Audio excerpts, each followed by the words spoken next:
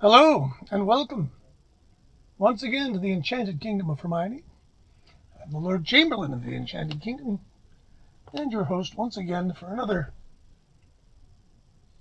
gab about music. And I've been doing some reminiscing this last few weeks and started to kind of go back to stuff I listened to as a teenager. And now that I can hear it in many new expanded forms, it's cool to hear it with a fresh pair of ears. Of course, all of this music that I love, and I have a lot of it almost memorized, I remember from good old vinyl LPs, and we would go out of our ways. In fact, Lark's Tongues in Aspic by King Crimson was the record that made me decide that I was going to look after my records, because I scratched it right in the quiet part in the beginning of the album, and it ruined it for me forever. And so ever since then, especially that kind of music, prog rock, which I grew up on, fidelity is pretty important. And what with guys like Steven Wilson going out and resurrecting the graves of all of these great records of my youth and, doing insane things like remixing them, but they sound like the originals, but just better. And putting them in 5.1 stereo mixes, which for a old quad nut like myself is fantastic. And the advent of the Blu-ray disc and the DVD discs has been terrific because it means you can now contain some of the old quad mixes on a digital format with fabulous, much better separation than was ever available back in the 70s. Anyway, one band I got back into over the last couple of years was a band called Gentle Giant, and many of you prog nuts will remember Gentle Giant. Now, Gentle Giant were actually pretty damn good. Look at how many Gentle Giant CDs I got. That's a lot of Gentle Giant CDs. And I really like pretty damn near all of these. Some of these were really cheap, and some of these were less so. Long story short, Gentle Giant was a trio of brothers, the Shulman brothers. And I can't remember whom was whom, but one was a singer who also played saxophone. One was a bass player who also played violin. And the other was a horn player who I think played mainly trumpet, but played all manner of horns. And he was slightly older than the other two. And a friend of theirs from high school named Carrie Minier, keyboard player. A bunch of them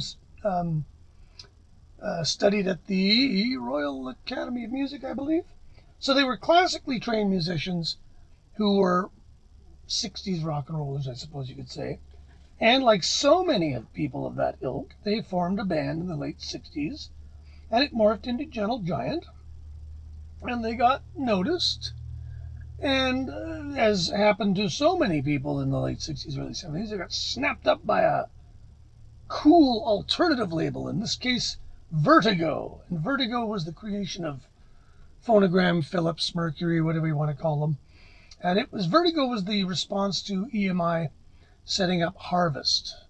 And Harvest had Pink Floyd on it, so they came out of the gate looking pretty good. Vertigo did pretty darn good. Strangely, a lot of the stuff that came out on Vertigo did not come over to America on Vertigo, because Vertigo, although it was Mercury, somehow managed to screw all this up. So you had things like Black Sabbath were on Vertigo, but they didn't come out on Vertigo in North America. They came out on Warner Brothers. Gentle Giant, at first, were sporadically available in North America. Vertigo was available in Canada. This is their first album. And just to really make it super confusing, this was the title of the Three Friends album in North America. The American label, which ultimately was Columbia, monkeyed with the cover art and generally kind of made a balls up of it. But this is their first album. Tony Visconti produced it, and this one. This is the second one, called Acquiring the Taste. Both of these are solid, if somewhat dated, prog rock records. I like them a lot. I don't listen to them much. This is the original Three Friends cover in Britain. This is a really solid record. Probably their first, maybe what I would call great record. Peel the Paint. Now, this is when this band really could rock. They were a hard rocking band. Gary Green, the guitar player, had a great guitar sound. This was with Malcolm Mortimer on drums. And I think after this record, he was involved in a very serious car accident, if I remember right. And he had to retire. And John Weathers joined, and John Weathers really finished the band off as far as the finishing touch and personnel. Octopus, there's the American cover. Yeah, okay, not bad. There's the British cover. I mean, come on, guys. You don't want Roger Dean? This is probably their, well, this would be the last record with the elder Shulman on it. And don't have my glasses on. I can't read their names. Derek Shulman was the singer. Ray Shulman was the bassist, I believe. Philip Shulman, of course. And Philip, believe it or not, Scottish brothers in a band. They were arguing a lot. Philip finally said, I've had enough. He quit. Now, this marks what I call the end of their kind of more sort of Baroque medieval style period. There's a song on Octopus called Knots, which is them singing around a cappella, which is totally great. So rather than do much of anything, they just got back to work. These guys were really well known for never going over budget to record. They'd record their albums in 2 or 3 weeks. They'd hit the road. They always made their advances. That was the rule. They were very, they were businesslike. They knew they weren't going to ever sell a zillion records, but they knew that if they toured, which they did lots of, especially in America, often as second bill, they would make a living, and they did exactly that. This is the album called In a Glass House. Now, they changed management. They went from Vertigo to this label, which was called Worldwide Artists, WWA, and they had a couple of other bands on it. But again, it didn't translate to America, and this record didn't even come out in America. And it came in a very fancy sleeve with a clear insert, and I don't know if this comes with that or not. I don't think it does. Now, this is on their own Alucard label.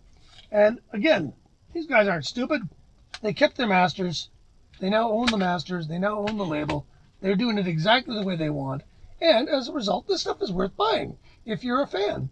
These aren't super expensive. I think they're under $20. And then you get into this stuff. Now, this is where I get really excited because where are we here? Gentle Giant, Power and the Glory. Now, Power and the Glory was again on WWA, but they signed a deal in America with Capitol.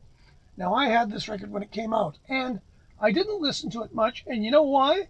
Because Capitol Records vinyl in 1974 was the worst dog shit you could possibly buy, quality-wise. It sounded thin, and a friend of mine described it as pumpkin-y. Security breach here at the Enchanted Kingdom.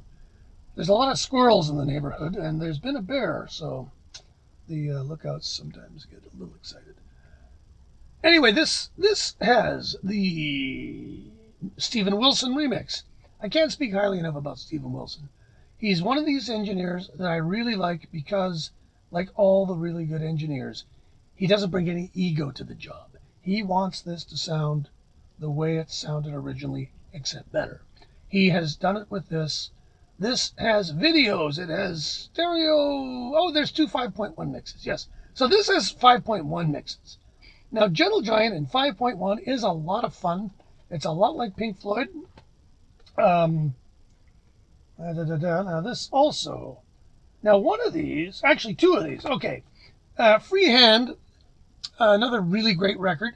Now, these 3, Interview is the third one. Both of these have what they call 4.1 surround sound. These are from the original quadraphonic mixes. Now, I don't know why they mixed these in quadraphonic, because neither of the labels they were signed to at the time, either in Europe or in America, were participating in the quadraphonic revolution. Capitol Records put out almost nothing in quad.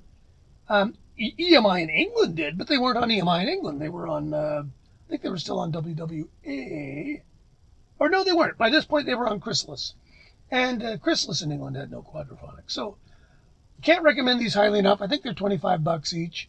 5.1 mixes of this stuff are a complete delight.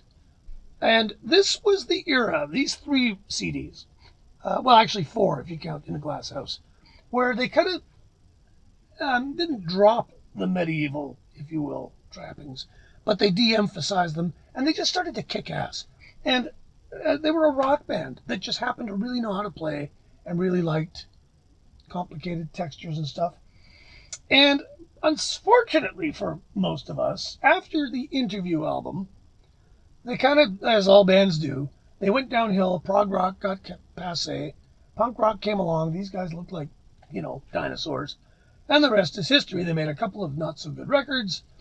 And that was that. Now, the good news is, and I don't know if you can still buy this, I got this for pretty cheap. This is a compilation from England of all their chrysalis material. Now, again, because of the confusing label thing, this includes Freehand, which I have here on a deluxe version. It also includes Interview, which I have here on a deluxe version. Okay, it's still worth buying because you get the album after Interview called The Missing Piece, which is a solid record. They tried even harder to get, there's actually a song called Bet You Thought We Couldn't Do It, I think it's called. Yeah, Bet You Thought We Couldn't Do It. Where they just play a balls out rock and roll song just because. There's a couple of really great songs on this. The special mention must be to the organ sound of this band. Absolutely the greatest rock Hammond organ sound you'll ever hear. The bass sound, very much like John Wetton and King Crimson, high watt amp, P bass, really just rock. And Gary Green's guitar sound, Les Paul through Marshalls, I think. Great sounds. These guys really sound good. Then you get their live album, which was Playing the Fool. Now, nobody needs, it's a typical 70s live album. It's the studio albums done live. Now, they do a hell of a good job of these songs, especially Knots. I do believe Knots is on here somewhere. It's completely unnecessary, but there it is. It's on a disc. It's a 4-disc set. The 4th disc is kind of the throw-in that I'm happy about because you get the album Giant for a Day. Now, Giant for a Day was kind of a disaster. They really, really, really, really tried to go commercial this time. I mean, really. And it's kind of like what happened when Captain Beefheart really, really, really went commercial. It's really not very good at all. It was a disaster. It came out in 78. There's a song called Word to the Wise. This is how bad it is. There's a song here called Spooky Boogie. It's Rock Climber. Strangely, the only song I kind of like on it is this little ditty done by the drummer. The only song he ever did for the band. Almost everything they ever did was Shulman, Shulman. Oh, there goes the Titanic. Yep. That's gotta hurt. So anyway, that's there. You can skip through it. But then there's the strange one. The last album they did was called Civilian. And Civilian was funny because they got dropped by Capitol. They got picked up for one album by Columbia in the States again. And that's Giant for a Day right there. And this is a bit of a rebound, but they tried to be just an FM rock band. And it's actually a pretty good record. I quite enjoy parts of it. Nobody cared. It was over. They were done. And that was that. And Derek Shulman, don't hate him for this. He had moved to LA, and he went on to a career in A&R. And he was the man who discovered Dream Theater, Bon Jovi, and Nickelback. Oh, we can still be friends. Very successful executive, probably made a lot more money doing that than he did in Gentle Giant. The Cult of Gentle Giant is strong. There's a million archival releases. You don't need any of them, really. Everything I just showed you here, you probably want. I think I've got everything I really want. I got every regular studio album. You don't really need the first two. And I remember there being CDs available of the first two in one pack, and they were cheap. I got those both for really cheap. I think I got one for $4.99. If you're into prog rock, you want to hear them for sure. But I highly recommend Octopus, In a Glass House. Interview is great. Freehand is really great. Freehand is where Carrie Minier's clavinet playing just blows your mind. Anyways, that's it for this one. I'm gonna dig out more stuff. Play some more songs for my friends once I get my ass straightened out. And we will talk to you later. Don't forget to subscribe. Hit the notification button. And I'll see what new craziness I can come up with for you.